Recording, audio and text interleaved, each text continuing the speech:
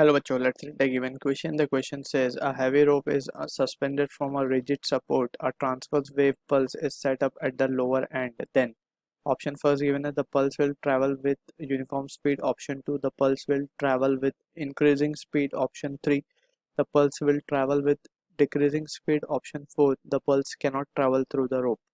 So we know about the stretch string के case में, or we can say the velocity of wave in a string is given by the expression v equals to under root of t by mu. अब हम बात करें t की, तो t is the tension in the string and mu is the linear density या फिर mass per unit length of the string. ठीक है, so यहाँ पे हम देख सकते हैं कि v is proportional to the tension, right? So जैसे जैसे string में tension बढ़ेगी वैसे वैसे velocity बढ़ेगी. And for a string, if we consider, let's say कोई string अगर हम consider करें which is fixed from a rigid support, so as we go up, so we can say जो नीचे की तरफ weight होगा that will be keep on balancing the tension, right? So जैसे जैसे हम ऊपर जाएंगे so नीचे का जो weight लग रहा होगा that will be increasing, right? And that will lead to the increase in tension, और जैसे जैसे tension बढ़ेगा वैसे वैसे we can say velocity will increase. So this is the situation that we need to understand. So let's try to visualize it properly over here.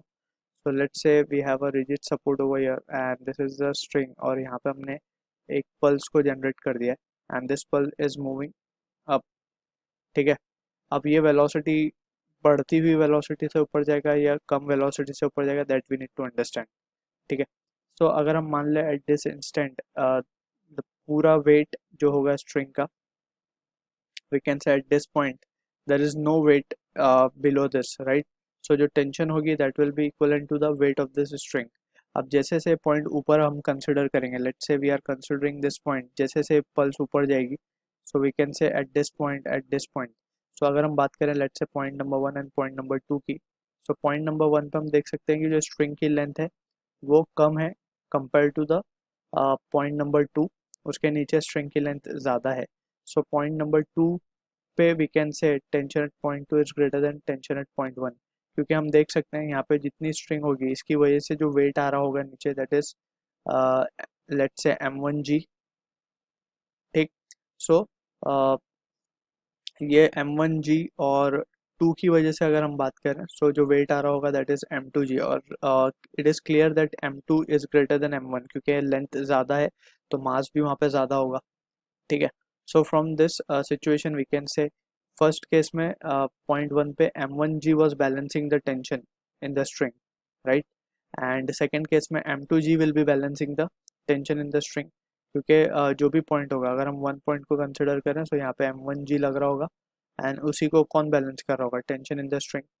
अब यहाँ पे अगर point, ये तो point 1 हो गया, point 2 की जब हम बात करेंगे so tension को कौन balance कर रहा है, m2g.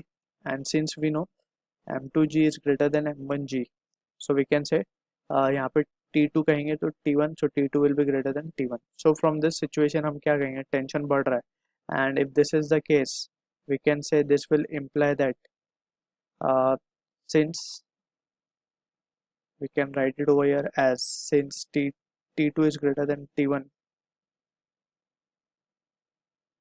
therefore we can say v2 will be greater than v1. यानी कि जैसे जैसे ये और ऊपर जाएगा वैसे वैसे और velocity बढ़ती है, यानी कि the pulse will travel with increasing speed. So option 2 is the answer to the question. I hope you understood the solution. All the best.